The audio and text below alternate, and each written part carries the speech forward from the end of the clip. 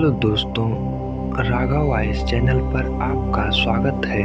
आज मैं बुद्ध की एक कहानी लेकर आया हूँ जिसका शीर्षक है इंसान की बर्बादी के 4 कारण।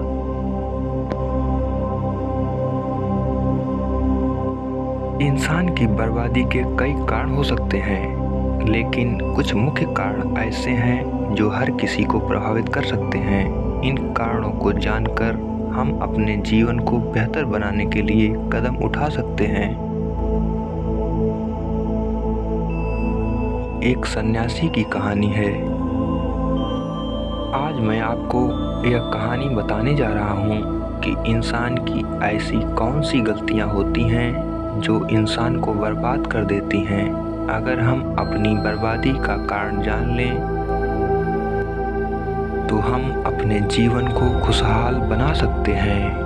बहुत समय पहले की बात है। एक नगर में एक धनी सेठ रहा करता था। उस सेठ के पास सभी प्रकार की सुख सुविधाएं थीं, लेकिन उसके कोई संतान नहीं थी। संतान के दुख में वह हमेशा चिंतित रहता था। फिर एक दिन उसे पता चला कि उसकी पत्नी गर्भवती है और वह अपनी पत्नी का बहुत ख्याल रखता था। इसलिए एक दिन उसके घर एक बेटे का जन्म हुआ। पुत्र जन्म से सेठ बहुत खुश हुआ। कोई कसर नहीं छोड़ी। उसका बेटा देखते ही देखते बड़ा हो गया। तब सेठ ने अपने बेटे को गुरुकुल भेजने का फैसला किया ताकि वह पढ़ लिख कर विद्वान बन सके। ज्ञान प्राप्त करने हेतु गुरुकुल भेज दिया था। गुरुकुल में वह बच्चा अच्छे से पढ़ाई करता था और अपने गुरु की सभी आज्ञाओं का पालन करता था। ऐसे में वह बच्चा धीरे धीरे वहाँ का सबसे होनहार छात्र बन गया। गुरुकुल में बालक ने सभी वेद, पुराण और शास्त्रों का अध्ययन किया और एक महान विद्वान बन गया। लेकिन कहते हैं ना कि समय कब बदल जाएगा यह कोई नहीं जानता। ऐसे ही एक दिन किसी प्राकृतिक आपदा के कारण उसके माता पिता की मृत्यु हो गई। और जब उसके माता पिता की मृत्यु हुई तो बच्चे की शिक्षा पूरी नहीं हुई थी। और जब बच्चे ने खबर सुनी कि उसके माता पिता अब इस दुनिया में नहीं हैं और उसका सब कुछ बर्बाद हो गया है, तो लड़का इस सांसारिक मोह में बह गया।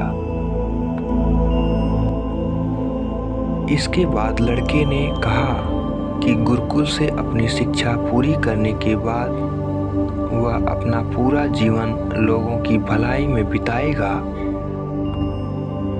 फिर जब बालक की शिक्षा पूरी हुई तो उसके बाद बालक साधु बन गया और वह सांसारिक चीजों से दूर हिमालय के जंगल में चला गया।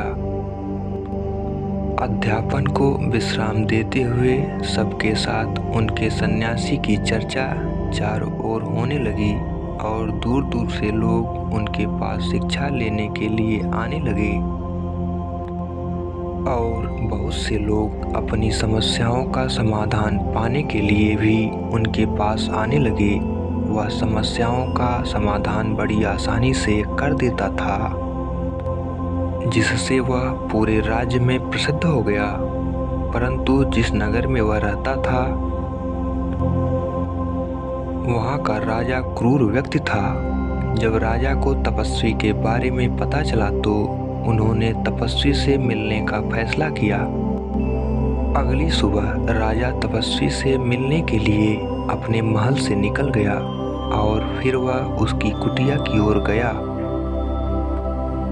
और वहां पहुंचकर राजा ने जब उसे साधु के रूप में देखा तो वह उसे देखता ही रह गया। उसके चेहरे पर एक अलग ही तेज था। जब वह साधु के पास पहुंचा तो उसे असीम शांति का अनुभव हुआ। साधु को प्रणाम किया और उसके पास बैठ गया और उससे बातें करने लगा। वह राजा पहली ही मुलाकात में साधु के व्यक्तित्व से इतना प्रभावित हुआ कि उसी समय से उसने अच्छाई के रास्ते पर चलने का फैसला कर लिया। और मैं सोचने लगा कि इतनी सी मुलाकात में यह साधु मुझे इतना बदल सकता है, तो ऐसा हमेशा रहेगा। यदि तुम मेरे साथ रहोगे तो मेरा जीवन बदल जाएगा। और यह सोचकर राजा साधु से अपने महल में चलने का अनुरोध करने लगा। राजा का आग्रह सुनकर सन्यासी मना नहीं कर पाया और वो राजमहल चलने को तैयार हो गए। तब राजा सन्यासी को महल की ओर ले गए। महल पहुंचकर राजा ने साधु की बहुत खातिरदारी की और उसके बाद राजा ने साधु को एक दाहिने कमरे में भोजन कराया। भोजन के समय साधु ने राजा को धन्यवाद दिया और राजा से जाने की अनुमति मांगी। यह सुनकर राजा ने कहा कि आप हमारे बाग में जब तक चाहें तब तक रह सकते हैं। आपको यहाँ किसी भी प्रकार की असुविधा नहीं होगी और आप यहाँ रहेंगे तो हमारे लोगों को भी अच्छा लगेगा और हमें भी अच्छा लगेगा। यह सुनकर साधु ने राजा का प्रस्ताव स्वीकार कर लिया। राजा के आदेशानुसार सेवकों ने एक सुंदर कुटिया बनाई। उसके बाद साधु उसी कुटिया में रहने लगा। राजा ने उनकी बहुत सेवा की, लेकिन कई वर्षों के बाद राजा और रानी को किसी जरूरी काम से दूसरे राज्य में जाना पड़ा। लेकिन उन्होंने साधु की सेवा के लिए एक सेवादार नियुक्त कर दिया। लेकिन राजा के जाने के बाद वह सेवादार बीमार पड़ गया और अपने घर चला गया और कभी लौटकर वापस नहीं आया। तो तपस्वी को गुस्सा आ गया और उसने राजा को खूब खरी खोटी सुनाई और राजा से कहा कि जो जिम्मेदारी आप पूरी नहीं कर सकते वह जिम्मेदारी आप क्यों लेते हो। तब राजा ने तपस्वी से पूछा और कहा कि सन्यासी, क्या मुझसे कोई गलती हो गई है? तो इसके लिए मैं आपसे क्षमा मांगता हूँ। कृपया मुझे क्षमा करें और मेरा क्रोध शांत करें और बताएं कि क्या हुआ था। यह सुनकर साधु ने उससे कहा कि तुम्हारे जाने के बाद मुझे यहाँ किसी ने भोजन नहीं दिया और मुझे कई दिनों तक कष्ट सहना पड़ेगा। यहाँ आकर मैं भूखा रहा और किसी ने मुझसे मेरा हाल भी नहीं पूछा। यह सुनकर राजा ने तपस्वी से माफ़ी मांगी और कहा कि आज के बाद ऐसी गलती नहीं होगी। फिर कुछ देर बाद मामला शांत हुआ। जब राजा और तपस्वी के बीच बातचीत चल रही थी, रानी भी छुपकर सुन रही थी यह सारी बातचीत। उसके बाद राजा ने उसे तपस्वी से शिकायत का मौका नहीं दिया और उसकी खूब सेवा की। लेकिन कुछ दिनों के बाद राजा को किसी जरूरी काम से अपने राज्य से बाहर जाना पड़ा। लेकिन इस बार राजा ने राज्य से बाहर जाने से पहले अपनी रानी से कहा कि जब तक मैं न आऊं तब तक तुम स्वयं ही उस तपस्वी की देखभाल करोगी। यह सुनकर रानी बोली, हाँ महाराज, आप अवश्य जाइए। मैं सन्यासी महाराज की अच्छी देखभाल करूंगी। बाद में रानी प्रतिदिन भोजन बनाकर सन्यासी महाराज के पास भेजती थी। लेकिन एक दिन रानी स्नान करने चली गई और साधु को भोजन देना भूल गई। भोजन क्यों नहीं आया? इसके बाद साधु ने सोचा कि वह स्वयं महल में जाकर देखेगा कि अब तक भोजन क्यों नहीं आया, और फिर वह महल में पहुंच गया। जब वह महल के अंदर पहुंचा तो वहां उसकी नज़र रानी पर पड़ी। रानी के लंबे लंबे घने काले केस जो कि उसकी कमर पर लहरा रहे थे, उसकी कजरारी आंखें जो देखने मात्र से ही घायल कर दें, उसकी हिरनी जैसी चाल, रानी के इतने सुंदर रूप को देखकर सन्यासी चकित हो गया। और रानी की सुंदरता सन्यासी के मन में घर कर गई और वह वहां से बिना कुछ कहे ही अपनी कुटिया में लौट आया। सन्यासी रानी के रूप की सुंदरता को भुला ना सका और वह खाना पीना छोड़कर अपनी कुटिया में पड़ा रहा। उसने कई दिनों तक कुछ भी नहीं खाया, जिस वजह से वह बहुत कमजोर हो गया। फिर कुछ समय बाद राजा वापस लौटे और जब उसे सन्यासी की हालत का पता चला तो वह सीधे सन्यासी के पास पहुंच गए और बोले कि हे भगवान, क्या बात है, आपको क्या हो गया है? आप इतने कमजोर कैसे हो गए? किस गहरी सोच में डूबे हो? क्या मुझसे कोई गलती हो गई है? तब साधु ने कहा, नहीं राजन, आपने कोई गलती नहीं की है। यह सुनकर राजा बोले, तो फिर क्या बात है? आप मुझे बताएं, मैं आपकी समस्या का समाधान अवश्य करूंगा। यह सुनकर तपस्वी ने राजा से कहा कि आपकी रानी की अद्भुत सुंदरता को देखकर मैं उसकी सुंदरता पर मोहित हो गया हूँ और अब मैं रानी के बिना नहीं रह सकता। यह सुनकर राजा हैरान हो गया और कुछ देर सोचने के बाद राजा ने उसे सन्यासी से कहा, मैं आपको रानी दे दूंगा। यह सुनकर सन्यासी बहुत प्रसन्न हुआ। फिर राजा सन्यासी को लेकर महल चले गए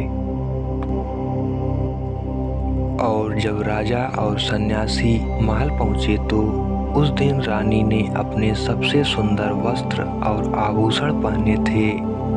फिर राजा रानी के पास गया। राजा ने रानी से कहा कि इस साधु की मदद करनी चाहिए, वह बहुत कमजोर स्थिति में जा चुका है और मैं नहीं चाहता कि एक बुद्धिमान व्यक्ति की हत्या का कलंक मेरे सिर पर लगे। राजा की यह बात सुनकर रानी ने राजा से पूछा कि आखिर इन सन्यासी के इस दुख का कारण क्या है। तो राजा ने रानी से कहा कि सन्यासी आपकी अद्भुत सुंदरता के दीवाने हो गए हैं।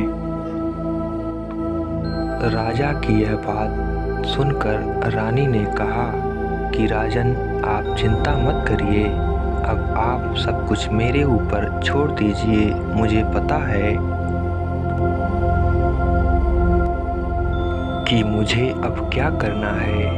आपके ऊपर ना तो सन्यासी की हत्या का पाप लगेगा और ना ही उससे मेरे पवित्र धर्म का नाश होगा। रानी की यह बात सुनकर राजा ने रानी को सन्यासी को सौंप दिया। उसके बाद सन्यासी रानी को लेकर कुटिया पर पहुंचे। जब रानी सन्यासी की कुटिया पर पहुंची, रानी ने सन्यासी से कहा कि हमें रहने के लिए घर चाहिए, हम इस झोपड़ी में नहीं रह सकते। यह सुनकर सन्यासी राजा के पास गया और राजा से जाकर बोला कि हे राजन, हमें रहने के लिए घर चाहिए। सन्यासी की बात सुनकर राजा ने उनके लिए घर का प्रबंध कर दिया। फिर सन्यासी रानी को लेकर घर पहुंचा। जब रानी सन्यासी के साथ उसके घर पर पहुंची तो रानी ने सन्यासी से कहा कि यह घर तो बहुत गंदा है और इसकी हालत बहुत खराब है, मैं इस घर में नहीं रह सकती। यह सुनकर सन्यासी फिर से राजा के पास गया और राजा के पास जाकर बोला कि हे राजन, जो आपने हमें घर दिया है उसे घर की हालत बहुत खराब है। सन्यासी की बात सुनकर राजा ने उसे घर की हालत ठीक करवा दी। उसके बाद फिर रानी घर के अंदर गई और नहा धोकर बिस्तर पर आ गई। तभी साधु भी बिस्तर पर आ गया। फिर उसके बाद रानी ने साधु से कहा कि आप जानते हैं कि आप कौन हैं और क्या बन गए हैं। आप एक महान साधु थे जिनके लिए राजा स्वयं सभी आवश्यक चीजें उपलब्ध कराते थे, जिनके पास दूर दूर से लोग ज्ञान प्राप्त करने आते थे, जो लोगों को सत्य का मार्ग दिखाते थे, जो लोगों की समस्याओं का समाधान करते थे, जिन्हें सभी लोग गुरु मानते थे, जिसे सब लोग भगवान मानकर पूजते थे। और आज आप वासना के कारण मेरे गुलाम हो गए हैं। रानी की यह बात सुनकर साधु को झटका लगा और उसे एहसास हुआ कि वह एक साधु है और यह सब क्या कर रहा है। वह ये सब सुख सुविधाएं छोड़कर शांति की तलाश में जंगलों में चला गया था। वह जोर जोर से रोने लगा और चिल्लाने लगा और रानी से कहने लगा कि मुझे क्षमा कीजिए महारानी, मैं यह क्या करने जा रहा था। मैं अभी आपको राजा को सौंप कर आता हूँ। सन्यासी की बात सुनकर रानी ने सन्यासी से प्रश्न किया कि साधु महाराज, मेरे मन में एक प्रश्न उठ रहा है, कृपया मेरे प्रश्न का उत्तर दीजिए। रानी की बात सुनकर सन्यासी ने कहा कि पूछो, तुम्हारा क्या प्रश्न है। फिर रानी ने कहा कि जब आपको उस दिन भोजन नहीं मिला तो आप बहुत क्रोधित हो गए। तब मैंने आपके ये रूप पहली बार देखा था और तभी से मैं आपके व्यवहार में परिवर्तन महसूस कर रही थी। ऐसा क्यों हुआ साधु महाराज? आखिर आपको इतना क्रोध क्यों आया? रानी की बात सुनकर सन्यासी ने रानी को समझाया कि जब मैं जंगल में था तो मुझे समय पर भोजन भी नहीं मिलता था, लेकिन जब मैं महल में आया तो महल में आने के बाद मुझे सारी सुख सुविधाएं मिली और फिर मैं इन सभी सुख सुविधाओं के मोह में फंस गया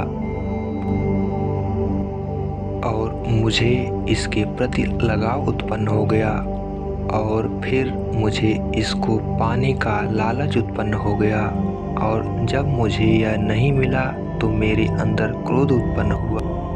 फिर सन्यासी ने कहा कि महारानी, सच तो यह है कि अगर इच्छा पूरी नहीं हो तो क्रोध उत्पन्न होता है और अगर इच्छा पूरी हो जाए तो लालच बन जाता है। फिर सन्यासी ने रानी से कहा, यह इच्छा की पूर्ति ही मुझे वासना के द्वार पर लेकर आई है और मैं आपके प्रति आकर्षित हो गया। इसके बाद उस सन्यासी रानी को लेकर राजा के पास गया और बोला कि हे राजन, मुझे क्षमा कर दीजिए, मुझे अपनी गलती का एहसास हो गया है। यह लो आपकी रानी, मुझे यह सब नहीं चाहिए। मैं अपनी इच्छा के वशीभूत होकर यह गलत कार्य करने जा रहा था और अपने जीवन को बर्बाद कर रहा था, लेकिन अब मुझे सब कुछ समझ आ गया है। उसके बाद उसे सन्यासी ने कहा कि हे राजन, मनुष्य की बर्बादी का कारण उसकी 4 आदतें बनती हैं और दुनिया की हर एक व्यक्ति के अंदर यह 4 अवगुण होते हैं। लेकिन जो व्यक्ति इन पर नियंत्रण कर लेता है वह दुख और परेशानियों से बच जाता है। वहीं जो व्यक्ति इन चारों दोषों पर नियंत्रण नहीं कर पाता है वो बर्बाद होने के कगार पर पहुंच जाता है। यह सुनकर राजा ने कहा कि महाराज, आप मुझे वो 4 आदतें बताइए जिससे कि मनुष्य की बर्बादी हो जाती है। फिर सन्यासी ने राजा को मनुष्य को बर्बाद करने वाली आदतों के बारे में बताया कि हे राजन, मनुष्य को बर्बाद करने वाली पहली आदत है इच्छा, क्योंकि इच्छा ही दुनिया की हर एक व्यक्ति के अंदर सबसे पहला अवगुण होता है। और जो व्यक्ति अपनी इच्छाओं को नियंत्रण में नहीं रख पाता है, वह जीवन के किसी भी क्षेत्र में सफल नहीं हो पाता है, क्योंकि जैसे ही उसकी एक इच्छा पूरी होती है, वह दूसरी की ओर बढ़ने लगता है, और दूसरी पूरी होती है तो तीसरी इच्छा उसके मन में जागृत हो जाती है। और फिर ऐसे करते करते इच्छाओं पर नियंत्रण न होने के कारण इसी जाल में उलझा रहता है और दुखी रहता है। इसीलिए राजन, जब हम इच्छाओं पर नियंत्रण पा लेते हैं तो हम हमारे मन पर भी नियंत्रण पा लेते हैं, और जब हमारा मन हमारे बस में होता है तो हमें सुख प्राप्त होता है, और फिर जो हम चाहते हैं वही हमारे साथ होता है। फिर सन्यासी कहता है कि हे राजन, मनुष्य को बर्बाद करने वाली दूसरी आदत है वासना। वासना का जन्म हमारे मन में उठने वाली इच्छाओं से होता है। जिस प्रकार इच्छा का कोई अंत नहीं होता और मनुष्य वासना के जाल में फंसता ही चला जाता है, और वासना के वशीभूत होकर मनुष्य को कुछ भी नजर नहीं आता है। आज तक जितनी भी लड़ाइयाँ हुई हैं, उनका सबसे बड़ा कारण स्त्री को पाने की इच्छा ही रही है। स्त्री के प्रेम में वशीभूत होकर राजा महाराजाओं ने आज से पहले बहुत सारे युद्ध किए हैं। रावण भी संसार का सबसे बुद्धिमान व्यक्ति था, लेकिन उसने भी माता सीता की सुंदरता के जाल में फंसकर अपना सब कुछ बर्बाद कर लिया। उसकी मृत्यु का कारण एक स्त्री ही बनी थी। कई राजा महाराजा तो युद्ध में इसलिए हार गए क्योंकि वो लोग स्त्रियों से रासलीला रचने में ही रह गए। ईश्वर ने तो स्त्री की उत्पत्ति इस संसार को बढ़ाने के लिए की है, लेकिन आजकल लोगों ने इसे अपनी वासना का शिकार बना लिया है, अपने मनोरंजन का साधन समझने लगे हैं। और जब उन्हें अपना यह मनोरंजन नहीं मिलता तो वो पागल हो जाते हैं और ना जाने क्या क्या कर बैठते हैं। इसीलिए हे राजन, जितना हो सके उतना वासना से दूर रहना चाहिए। फिर सन्यासी कहता है कि हे राजन, मनुष्यों को बर्बाद करने वाली तीसरी आदत है क्रोध, क्योंकि जब मनुष्य की वासना की पूर्ति नहीं होती है तो उसके अंदर क्रोध उत्पन्न हो जाता है, और जब व्यक्ति को क्रोध आता है तो उसे स्वयं पर नियंत्रण नहीं होता है, और फिर वो क्रोध में आकर कहीं गलत निर्णय ले लेता है। वो दूसरों को भला बुरा कह देता है, गालियां निकाल देता है, और जब उनका क्रोध शांत होता है तो उन्हें अपनी गलती का एहसास हो जाता है, लेकिन तब तक तो सब कुछ बर्बाद हो चुका होता है। क्रोध के कारण मनुष्य के कई बने बनाए काम भी बिगड़ जाते हैं। जब मनुष्य के भीतर क्रोध उत्पन्न होता है तो वो अंदर से बहुत कमजोर हो जाता है, और एक कमजोर मनुष्य कुछ भी नहीं कर सकता है, उसे कभी भी सफलता हासिल नहीं हो सकती। क्रोध हमारे भीतर तनाव को उत्पन्न करता है और अगर एक बार हम तनाव में चले गए तो हमारा पूरा जीवन बर्बाद हो जाता है। और फिर सन्यासी कहता है कि हे राजन, मनुष्य को बर्बाद करने वाली चौथी आदत है लालच। हे राजन, लालच का फल सदैव बुरा होता है। लालच में पड़कर हम बहुत से लोगों का बुरा कर देते हैं। हर मनुष्य के जीवन में कभी न कभी ऐसे लालच अवश्य आते हैं जब वह लालच कर बैठता है और अधिक पाने की लालसा में वह कुछ ऐसा कर बैठता है जिससे जो उसके पास था वह उसे भी गंवा देता है। क्योंकि जैसे ही व्यक्ति की एक इच्छा पूरी होती है, उसका लालच बढ़ जाता है और उसके मन में कई विचार जन्म लेने लगते हैं। जो व्यक्ति लालच करता है वह कामयाबी से कोसों दूर रहता है, क्योंकि एक ना एक दिन लालच का दुश्मन सामने आता ही है।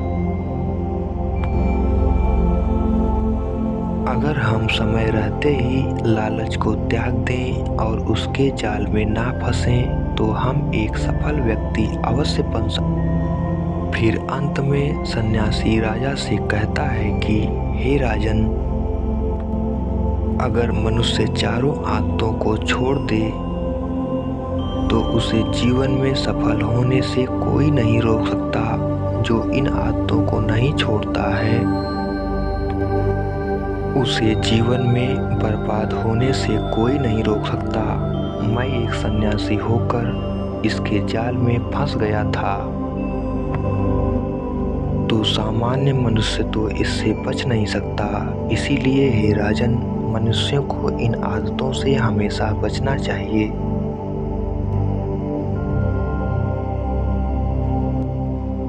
तो दोस्तों, बुद्ध की ये कहानी आपको कैसी लगी हमें कमेंट में ज़रूर बताएं और मेरे चैनल को लाइक, शेयर एवं सब्सक्राइब करना ना। आपका दिन शुभ हो।